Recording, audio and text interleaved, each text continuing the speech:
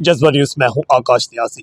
खारिया की अदालत की जानिब से एक बड़ा फैसला सुनाया गया है, जिसके बाद खारिया की डिंगा की रहायशी एक लड़की जो कि काफी अरसा से अपनी वरासती जायदाद के लिए हिस्सा मांगते मांगते अदालतों और इसके साथ डीपीओ दफ्तर, थाना कचहरी के चक्कर काट रही थी, मगर उसकी सुनवाई नहीं हो रही थी और आखिरकार उसे इंसाफ मिल गया और पाकिस्तान की तारीख में वरासती हिस्सा ना देने वालों के खिलाफ पहली एफआईआर वो गुजरात के थाना डिंगा में दर्ज की गई है।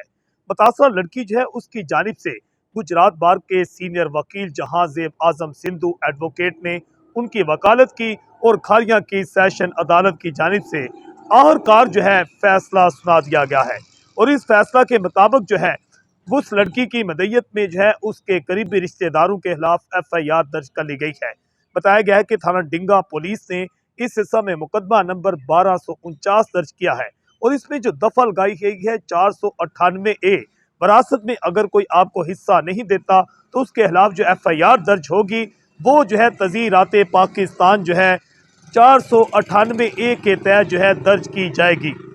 खालिद महमूद की जो बेटी है सफीना खालिद, जिसका नाम बताया गया है, इस एफआईआर के मुताबिक उसकी मदय्यत में उसकी एफआईआर उसकी फुफ्फो, उसकी सुतेली माँ और जो उसकी फुफ्फो के बेटे हैं और इसके साथ दीगर रिश्तेदार हैं, उनके खिलाफ ये एफआईआर दर्ज की गई है।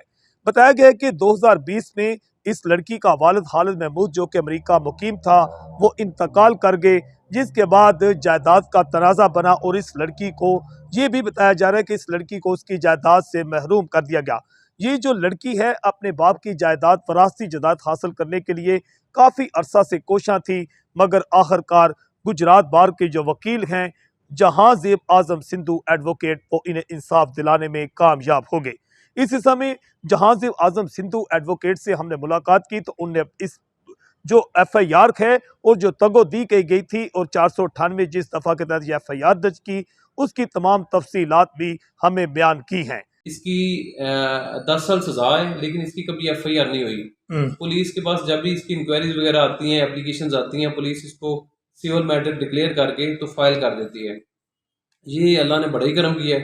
जज साहब ने माशाल्लाह से बड़ी अच्छी डायरेक्शन दी है, जिसमें एफआईआर लाज हुई है हमारी। अब एफआईआर में मतलब कि 498A सेक्शन और 406 सेक्शन जो है ना वो अट्रैक्ट हुई है, वो लगाई है पुलिस ने। अच्छा सर, जिस तरह आप बता रहे हैं कि 498A जो है बेसिक ये है जो इस बारे में लगनी चाहिए या एफआईआर होनी चाहिए। 498A जो सेक्शन है वो है कि किसी भी लड़की को अगर कोई उसकी इनहेरिटेंस से डिप्राइव कर दे after the death of her father, मतलब कि जैसे उसके वालिद की वफात हो गई है उसके बाद अगर कोई भी बंदा उसकी विरासत ले लेता है, उसमें से कुछ भी शेयर लेता है, तो उसके खिलाफ ये सेक्शन लगेगी, उसकी एफआईआर भी होगी। और इसका क्या होता है कि ज्यादातर पुलिस इसको सिविल मैटर डिक्लेयर कर देती है, पुलिस एफआईआर लाज ही नहीं करती। जज्बा न्यूज से मैं हूं आकाश न्याज़।